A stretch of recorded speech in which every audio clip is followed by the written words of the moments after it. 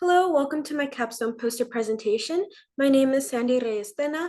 The title of my poster is Who Has Restoration Made For? Ways to Promote Equity While Meeting Ecological Goals, where I worked with the City of Sammamish Parks and Recreation as a wetland restoration intern. This project is important as green spaces in urban areas have ecosystems that contribute to people's health and well-being by providing ecosystem services such as regulating air quality and water purification. In the future, it is projected that up to 85% of humans will live in urban areas, and this leads to rapid ecological degradation. So while restoration work is necessary to restore these degraded ecosystems, it can still be improved upon in terms of equity and inclusion. This is a necessary step if we want both ecological and equity goals to be met within the restoration field in the future. So I looked at what are the best practices to concurrently meet ecological restoration goals while also promoting equity and justice within the restoration field. For my internship, I completed field surveying, which consisted of collecting data on tree height, species, and diameter at breast height for all the trees within our plots. And in figure 2, that's a picture of me conducting some of the field work.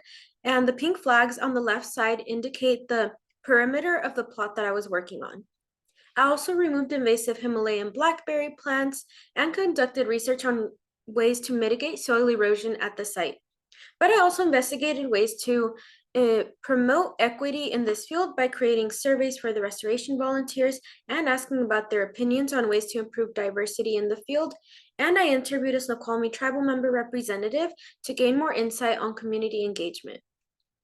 So through the survey responses from the restoration volunteers, I found that nearly 77% of restoration volunteers identified as white, 46% held a graduate degree, and it's important to note that all of them had at least some sort of college education.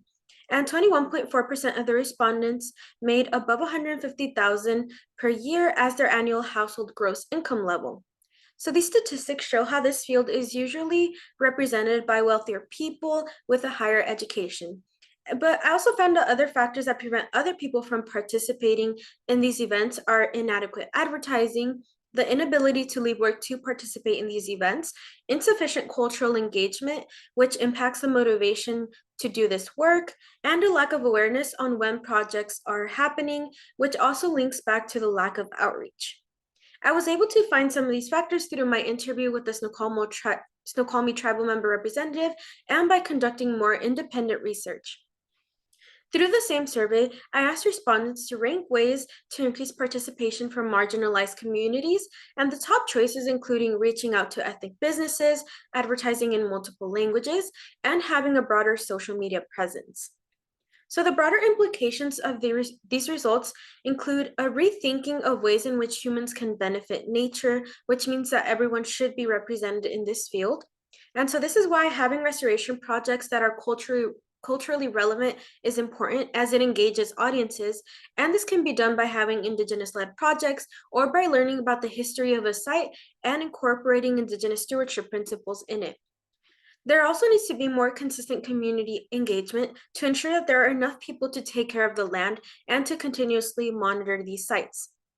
Lastly, having restoration events advertised in multiple languages and reaching out to ethnic-owned businesses can increase the participation from underrepresented communities and will improve the inadequate outreach problem that prevents minorities from knowing about these events in the first place. So all of these actions can help create a link between ecological restoration goals and equity, which is important for the advancement of this field. So lastly, I'd like to acknowledge my site and faculty supervisor and the Capstone cohort for their continual support throughout the year. And lastly, I'd like to thank my friends, family, and the Purepecha community as well. Thank you so much.